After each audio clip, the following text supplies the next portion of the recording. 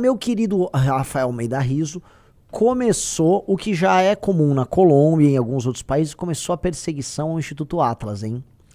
Vamos lá. E não veio do PT, não. Tá? Eita. Olha, não veio do PT, não. Põe na tela. Cássio Nunes Marques, ministro nomeado pelo Bolsonaro, determina a suspensão de pesquisa que apontou queda de Flávio Bolsonaro. Divulgação do levantamento ocorreu após o vazamento de um áudio e uma conversa do senador pedindo dinheiro ao banqueiro Daniel Vocaro. O que acontece? A pesquisa Atlas, realmente a última que tinha saído, oficialmente aquela que me deu 7%, 6,9%, praticamente 7%, ela veio com alguns detalhes, tá? Na pesquisa, uma das perguntas que foi feita foi... eles passam o áudio do Flávio e perguntam o que acham do Flávio e tal, o que você acha que isso vai comprometer o senador. Pois bem, o Flávio, o Bolsonaro, primeiro pegou o famoso jornalista do Botox, Cláudio Dantas, ele, o Cláudio Dantas, todo botocudo, ele veio falar que a pesquisa estava enviesada, que ela estava fazendo a cabeça da pessoa que era pesquisada, porque ela passava o áudio do Flávio. E aí os bolsonaristas compraram essa tese porque eles sabiam que viria uma pesquisa Atlas ruim para eles. Pois bem, vamos lá, vamos começar a responder aqui a turma do bolsonarismo e até essa ação muito mal feita e essa decisão horrível do Cássio Nunes Marques, tá? Pesquisas fazem esse tipo de sondagem aos montes. Várias pesquisas fazem avaliações de governo junto com a pesquisa presidencial. Várias, isso é normal, todas fazem. Esta da Atlas, o que ela fez? Tem as perguntas, ou seja, toma de cara as perguntas envolvendo a eleição presidencial, e aí no final vem a sondagem sobre vários temas. O maior, vamos colocar aqui, a maior alvo desse tipo de coisa é em geral quem é mandatário, quem é presidente da república, porque depois de fazerem a pesquisa presidencial, vem pesquisa sobre inflação, preços dos alimentos, segurança, tal. Em resumo, a resposta que o cara dá sobre o Flávio é depois da pesquisa de voto. É óbvio, não interfere. E isto é aceito no mundo inteiro. Aí os Bolsonaro responderam, né? Ai, que absurdo, não sei o que. E conseguiram uma liminar porca do Cássio Nunes. E não há o que dizer, é uma liminar porca. Porca. Pra impedir a divulgação. E difícil, porque assim, estamos falando realmente de um país que pesquisa eleitoral é um nicho de mercado fechado. As pesquisas que são minimamente... As pesquisas que são minimamente sérias aqui no Brasil, infelizmente, tem que ser pesquisas que têm participação internacional. E essa é a beleza da Atlas. Como ela é um instituto internacional, a Atlas ela não vai... A tendência da Atlas, eu espero, né, mas parece ser o caso, é de não se vender para os políticos ou para uma determinada emissora.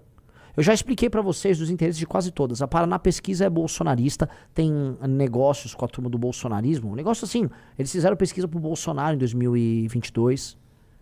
A Quest, eu nem comento, né? Eu já mostrei para vocês. O Instituto de Pesquisa Quest tem contratos de assessoria com clubes de Minas, clubes de tênis em Minas Gerais, da turma da elite de BH, que é ligada ao Zema, com a Localiza, que é do maior doador do Zema, com a CEMIG, que é uma empresa estatal de Minas. E aí ele ficava falando bem nas reuniões de consultoria, né, o cara da Quest, sobre o Zema. Antigamente tinha a famosa CNT Census, que era um instituto de pesquisa que fazia pesquisas enviesadas pro PT. Isso, o Vox Populi, você lembra do Vox Populi, Riso? Lembro. Era outro que fazia pesquisas pró-PT. Sumiu? Sumiu. Nunca mais ouvi falar do Vox Populi. Então, por que eu tô falando disso? Eu já confiava na Atlas antes de eu ser pré-candidato e confio hoje. E a Atlas costuma sofrer represálias e perseguições em vários países, especialmente países de terceiro mundo.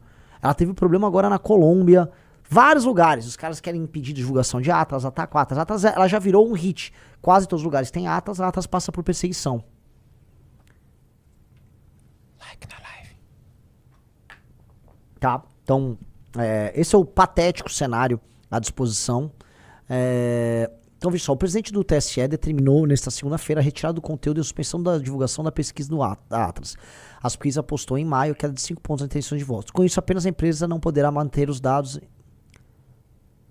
manter os dados em seus canais oficiais. A divulgação, levantamento, blá, blá, blá. Em resumo, a Atlas não pode divulgar no site oficial da Atlas a pesquisa, o que quer dizer absolutamente nada. Só pra ficar claro. Né? Também como é uma liminar não quer dizer nada. Mas denota já uma postura de gestão de crise de desespero da pré-campanha do senhor Flávio Bolsonaro. Flávio Bolsonaro tem uma pré-campanha horrenda. Eles estão gastando os rios de dinheiro nas viagens do Flávio Bolsonaro, naqueles eventos que custam fortuna. Cada evento ali é 1 milhão, 1,5 milhão, 2 milhões, 3 milhões. Fora que ele tem que voar de jatinho, a hora do jatinho é uma fortuna. Então é uma campanha muito cara, né? Ele já gastou, volta a colocar, o Flávio gastou milhões nessa campanha e ruim. E ela é ruim porque ela é ruim de nascença. Uma campanha que nasce ruim de nascença não tem muito o que se fazer. Ela nasce ruim porque o candidato é ruim, porque o candidato é envolvido em escândalos de corrupção, o candidato não tem proposta, foi um péssimo senador, foi um péssimo deputado estadual, então não há muito o que se esperar do senhor Flávio Bolsonaro. Tá? Então é natural que eles tenham que fazer uso desse subterfúgio. Mas isso, né, vamos lembrar, o Flávio é o candidato igual o Caneta Azul que avisou que não vai divulgar suas propostas porque vai perder voto. Tipo... Mas isso vai me abre espaço agora para uma outra discussão que eu acho importante, porque eu fui alvo de uma eu fui entrevistado, uma boa entrevista eu fiz para um jornalista, já ela vai sair. E quem é o marqueteiro? Eu falei, não existe marqueteiro no MBL. E não vejo com bom tom a ideia de algum pré-candidato nosso ter marqueteiro. E por quê? Eu acho que se você precisa de um marqueteiro para fazer a campanha, em essência, sua campanha é sobre mentira. Eu conheci marqueteiros, não é que são más pessoas, boas pessoas, pessoas lidas. Em geral, os marqueteiros têm cultura, são inteligentes. Agora, se você, como pré-candidato, você precisa de um marqueteiro para te falar o que você tem a dizer, significa que você não é um candidato a nada. Significa que você não tem um projeto para o Brasil. Veja, qual é a função da minha pré-candidatura? Em última instância, ganhar a eleição? Lógico. Mas eu tenho que ganhar para implementar a minha agenda. E é uma agenda de Brasil que tem livros publicados. Então minha função é divulgar uma agenda política de Brasil da melhor maneira possível. Pagando o preço por coisas que o cidadão eventualmente não vai concordar. Quando você contrata um marqueteiro e o marqueteiro diz o que você tem que falar, como você tem que se vestir, deixa eu entender. Então, você não é nada. Você é um produto genérico numa prateleira. Então eu tenho uma ressalva muito grande essa coisa do marqueteiro. E o Flávio fica mudando de marqueteiro como quem muda de cueca. O Lula também tava, né? Que ele manteve o Sidônio. Mas o Lula uma hora era o João Santana, antes era o Duda Mendonça. Eles ficam lá também pulando atrás de marqueteiro, como se isso fosse resolver alguma coisa. Eu conheço o caso, só pra falar pra vocês, que as propostas de um candidato são montadas pelo marqueteiro. O marqueteiro faz pesquisa. Você tá rindo isso? A gente sabe que é isso. Sim. Então o marqueteiro ele levanta assim, ele faz aquelas pesquisas quanti, que é aquelas pesquisas que pegam a opinião geral dos brasileiros. A preocupação brasileira é segurança, é corrupção. Aí ele vai lá e cria umas propostas lá sobre segurança e educação. E aí depois ele faz a quali, que aí ele bota um grupo de pessoas que se chama Focus Group dentro de uma sala, e aí eles botam vídeos e ficam discutindo sobre as preocupações daquele perfil eleitoral para ter conclusões, e aí ele cria as propostas do candidato e a campanha do candidato. É por isso que as campanhas dos candidatos são todas absolutamente genéricas. Tem coisa mais genérica, por exemplo, do que as campanhas à la Geraldo Alckmin. Olha, a Dona Maria, ela quer saúde, ela quer emprego na ponta, ela quer transporte de qualidade, ela quer segurança, tá? E olha só, ela não aguenta mais a roubalheira dos políticos. Isso é só platitude essencialmente genérica. Tá, me fala aí uma política de corte de gastos do governo que você vai ter que fazer que é impopular. Olha, nós vamos cortar aquilo que é desnecessário, igual a dona de casa faz quando ela tá com o orçamento apertado.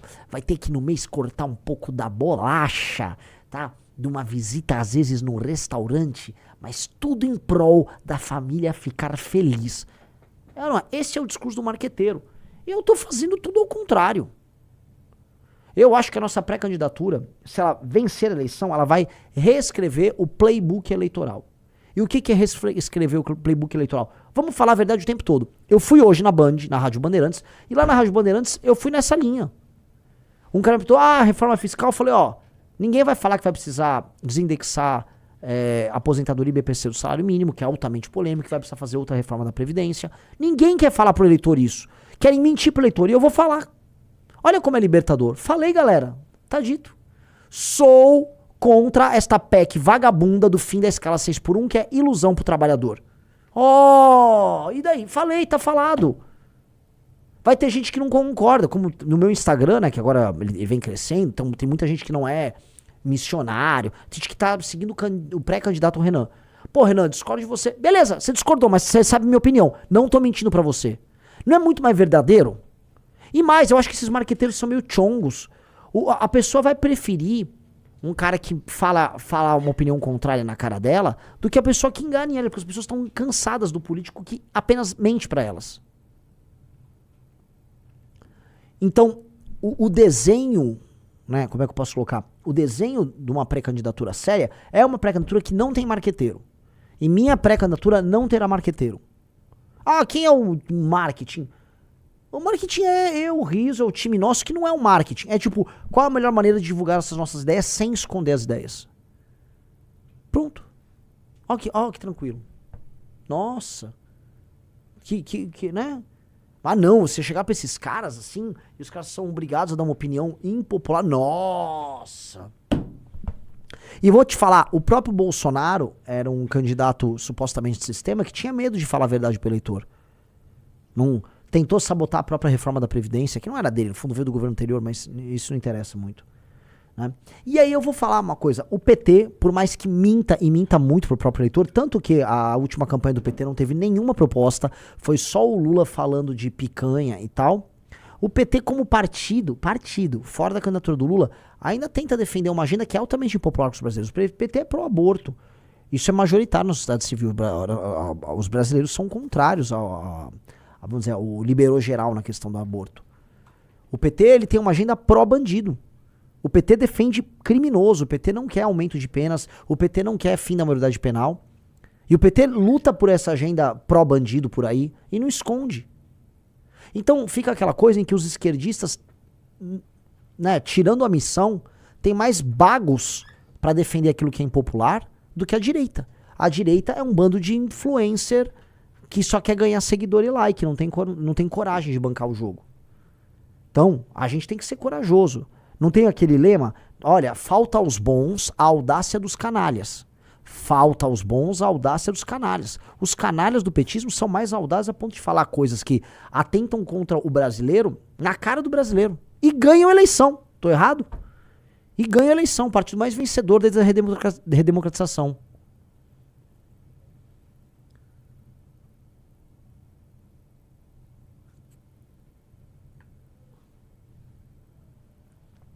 Ó, o Daniel Bezemati falou, pesquisar, tras pós-carnaval fez praticamente a mesma pergunta sobre o desfile de escola de samba sobre o Lula. É verdade.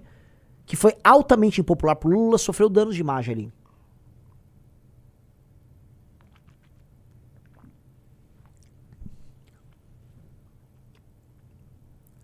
Nossa, o Renan, a Semineto te imitou e gravou o vídeo indo numa cidade dominada pelo crime. Reaja aí, acorda isso. Não, pelo amor de Deus. Bom, assim, deixa eu falar. Tá rolando os famosos vídeos cringe de candidatos a governo de outros estados me imitando, né? E que não são da missão. Eu vi um vídeo lá do patético André Marinho, né? Do neo-bolsonarista patético André Marinho, que é de chorar, né? Agora tem o do SMN. É mole. Ouve, vai. Mas informação, com certeza, governador, você tem, mas nunca pisou os pés aqui. Venha pisar os seus pés aqui para tomar alguma providência. Ele botou barulho de tiro no fundo? Nós estamos aqui, nesse momento... Olha que malandro, ele botou barulho de tiro. Nossa senhora. Na zona rural de Maragogipe, na comunidade de Capaminho. Vocês podem ver, essa casa também foi completamente abandonada e centenas de famílias acabaram, nos últimos meses, deixando essa localidade. Aí vocês vão dizer, bom, Neto, mas por quê? Porque aqui, quando a gente olha, né, um lugar tranquilo, no interior, em tese as pessoas iriam viver com muita segurança, no sentimento de tranquilidade, coisa nenhuma. Aqui se tornou um espaço, território de disputa de facções criminosas, sendo que uma facção acabou se instalando aqui e fez uma espécie de QG. Gente, ele é muito organizado. ruim. Essa localidade... Ou a Semineto fazer aqueles vídeos assim, o homem disparou, ele fica dançando com as pessoas. É isso que ele sabe fazer de vídeo. Aí vem com esses vídeos aí, cara. Para, meu. A Semineto, vamos ser sinceros. Você fez um acordo com o PT pra não falarem do Banco Master nessas eleições aí no teu estado, na Bahia. Vocês não têm coragem de tratar as coisas nos termos corretos. A Semineto se comprometa publicamente, então já que você é candidato ao governo, em destruir o crime organizado, em prender e matar, prender e ou matar todas as lideranças do crime organizado na Bahia, tá? Se comprometa a botar toda a bancada do seu partido aí da Bahia para defender redução da maioridade penal, aumento de penas e colocar estado de defesa os municípios e os bairros aí da Bahia que estão ligados ao crime organizado. Começa nisso. Começa por isso. De resto, sabe, não vem com essa fingição, cara. Se você gostou do vídeo, não se esqueça de deixar o like e se inscrever no canal. Isso me incentiva muito a continuar trazendo vídeos novos todos os dias. Te vejo no próximo vídeo.